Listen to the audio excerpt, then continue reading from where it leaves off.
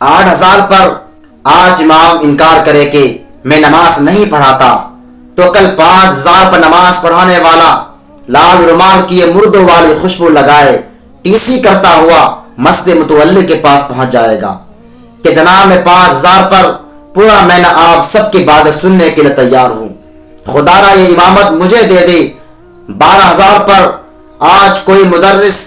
کسی مدرسے کو اللہ حافظ کہہ دے تو اگلے دن اپنے سندوں کو ٹاکی شاکی مار کر ایک قاری صاحب 10,000 پر کلاس پڑھانے کو تیار محتمین کے چرنوں میں ملیں گے۔ آپ کے پاس سائیکل ہے، آپ بیمار ہیں، فجر نہیں پڑھائی تو کہا جائے گا کہ ایک تو اسے روز بخار ہو جاتا ہے، اتنا یہ نازک مزاج۔ آپ کے پاس اپنی فارچونر ہو، رات کو لیٹ سوئے، فجر نہ پڑھائے تو کہا جائے گا وہ اصل میں حضرت سفر پر ہوتے تو خود ہی انفرادی گھر پڑھ لی ہوگی۔ کوئی بات نہیں، پیسے کو سلام ہے۔ جیسے نارمل دنیا میں امیر سے امیر تر ہوتا جا رہا ہے اور غریب سے غریب تر ہوتا جا رہا ہے، ایسے مولویت والے سرکل میں امیر مولوی امیر سے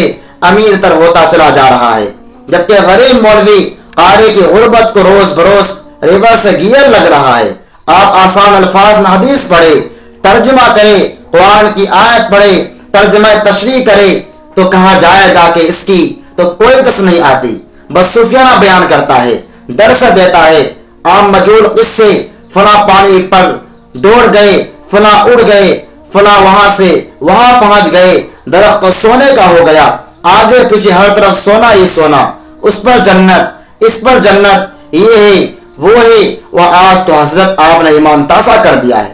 دستہ بستہ گزارش ہے، جوتے بیچ لے، ریڑھی لگا لے، مزدوری کر لے، جو دل مانے بلکہ نہ مانے پھر بھی کر لے، مولویت اور تدریس سے توبہ کر لے۔ یا یہ کرنا ہے تو اپنا ذریعہ معاش کسی اور چیز کو بنائیے اور فری آف کاسٹ اللہ کے دین کی خدمت کرے، اس چورن کو چاٹنا چھوڑ دے کہ لوگوں کے لیے دین پڑھائے۔ لہٰذا اگر تدریس نہ کی تو ضائع ہو جائیں گے۔ بخدا جو مسلمان معاشرہ رنڈیوں کو ایک باشرہ مولوی حافظ قاری سے زیادہ اہمیت دے، اس مسلمان معاشرے میں 10,000 پر امامت، خطابت، تدریس وغیرہ کر کے ہزاروں کڑوی باتیں سن کر نبی وراثت کی توہین مت کروائیے۔ اپنا کاروبار کرے، کچھ اسکلز سیکھے، اپنے آپ کو خوشحال کرے اور دین کی اشاعت میں اپنا حصہ فری آف کاسٹ ڈالتے رہیے۔